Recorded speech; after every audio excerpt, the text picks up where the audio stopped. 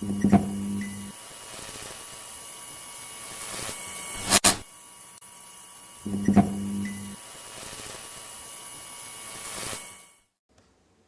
is happening, everybody? Josh here from Spawn Fly Fish, and we're back with another tying tutorial. Many of you know the Nightmare Jig. Many of you seen us bring the Nightmare Jig to life on a fly, and now we are going to dumb that down to trout size. Hope you guys enjoy.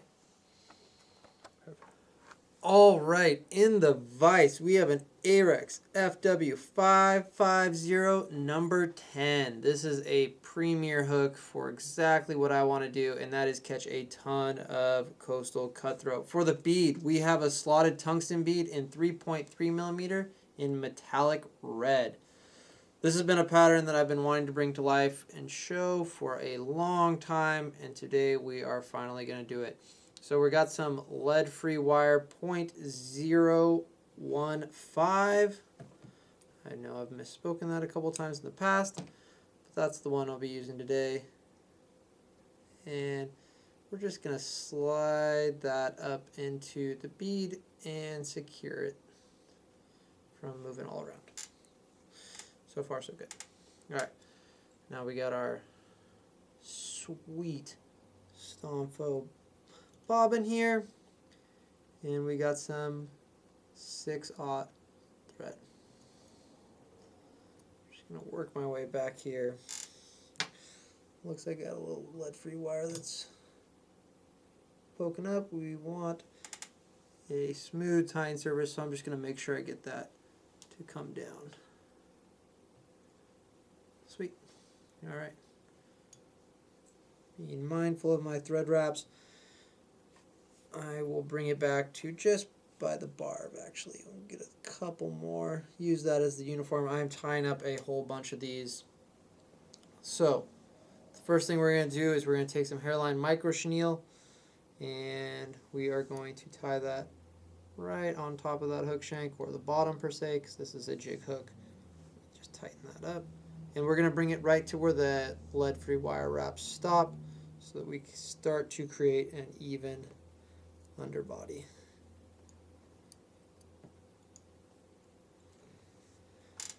Alrighty, the next thing we're going to do is we're going to take some uni soft wire in small, in black. Now that we have a good source of wire, I'm using it a lot. Didn't really make any sense for us to continue to promote a product that we couldn't get our mitts on. But again, butting that up to where the lead-free wire stops and bringing that back. Cool. Alright, now I'm going to bring my thread forward here, and I am going to take a little bit of super glue, not a lot, just a teeny bit. This thing's going to get chewed on, and just put it down. Next thing we're going to do here is we're going to take some Veevus holographic tinsel and holographic red, and we are just going to tie this in.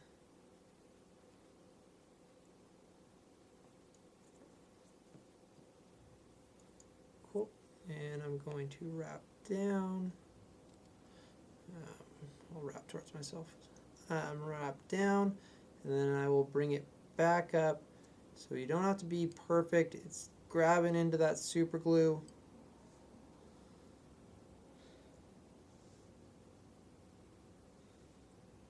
But on the way back, we're going to clean up any of those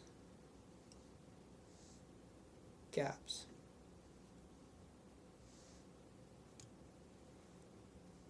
And right like so.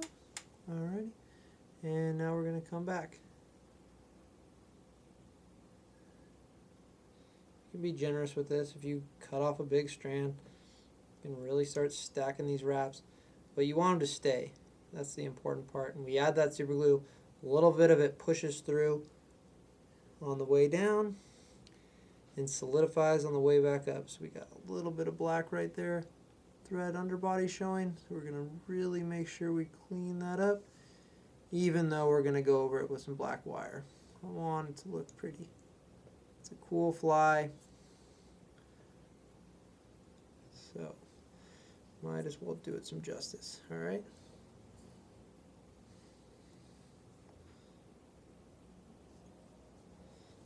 And we will trim out that tag end here. We'll do a look, see how we're looking on the camera. So far, so good. You can kind of see this fly coming to life. Alrighty, here. I'm going to slowly but surely wrap these. Try and get them evenly spaced. I'm going to check on your side. So far, so good. Got that hump right there. Try and go in front of it. And then see if I can. This is why it's really important to have that even underbody. See, it slides there. We're going to go behind it and in front of it. It'll look a little messy, but just be mindful when you're tying this. Keep that even underbody, and you won't have to deal with that problem that I just showcased. Alright, I'm going to readjust this. We're getting a little bit of a dip there. Put it back in the jaw. Sweet. And we'll clean that up. So you can see there with that bump there, it didn't like that. So when you're tying these, do make sure that you got a really good even underbody, and it will really iron that out for you.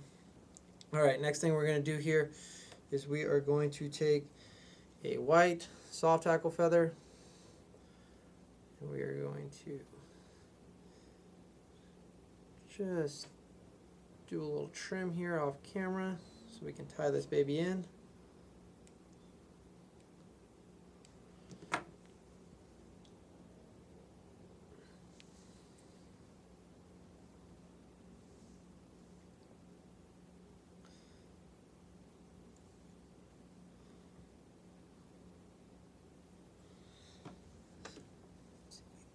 Trim that out.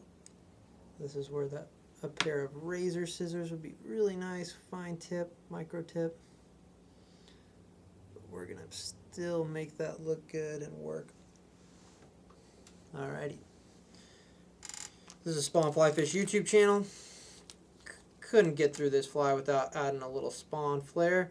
We got some spawn Simi seal here and slow burn flame. And we are going to dub this right up. This pattern might start be making sense to some of you guys. If you've seen a nightmare jig, this is the nightmare jig meets trout world. So it is going to just frankly be phenomenal.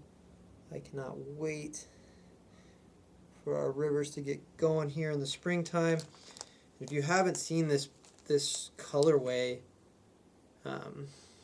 maybe you're not from the Pacific Northwest or you just haven't seen it, we have some really killer patterns with this colorway, and this color pattern just flat out works. It's something about it just drives these fish mad. There's frankly nothing in the water that looks just like this, but this red, black, and white is just frankly phenomenal. Alrighty. We are down to the last kind of hurrah here. I'm going to bring that in front and coax those soft hackle fibers back and wrap. Oh, it's one turn on me. There we go. Got one trapped behind my bobbin there. Get it loose. There we go. No, it didn't get loose. There we go. I can see it's trapped right at the very beginning.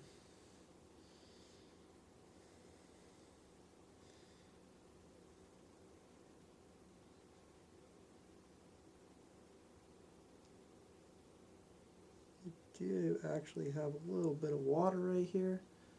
I'm going to dip in because this one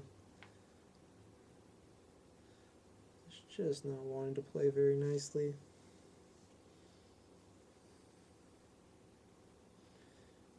There we go. Bring that up and over.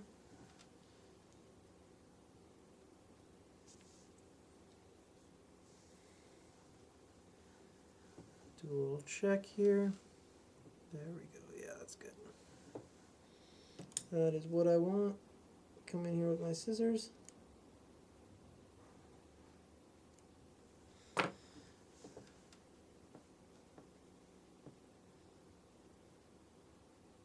And make some precision wraps here. Just solidify that feather down.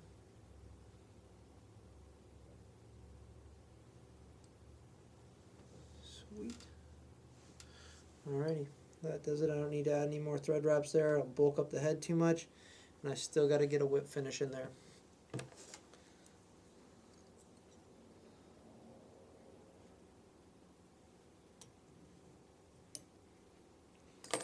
Sweet. And then we will come in with a little head cement. As you know, we've been on a Stonfo kick, and that kick has not stopped kicking. We got a Stonfo bodkin here. This thing's got a really nice fine point. Help me get in there on these smaller flies. Size 10 for these coastal cutthroat is about where I like to stop. Might not seem very small to many of you guys, but most of the year we're fishing flies that are far, far bigger than this. But if we go any smaller, we run into steelhead smolt, and we don't want to catch those until they are coming back into the system as adults. So that size 10 really usually ensures that we are just encountering coastal cutthroat. So that really does it. That is the nightmare that coastal cutthroat won't see coming. So very excited about it. Hope you guys liked this fly. If you did, hit like, hit subscribe, and we will see you guys next time.